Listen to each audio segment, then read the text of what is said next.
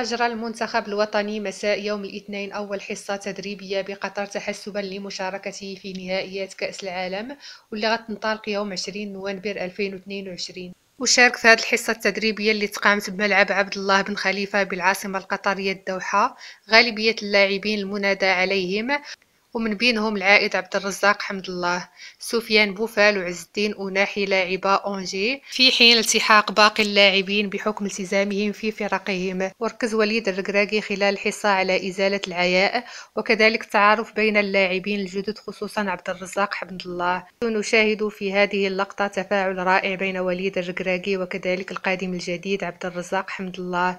نذكر أن المنتخب المغربي سيتوجه يوم الخميس المقبل إلى الإمارات لإجراء مباراة ودية أمام جورجيا.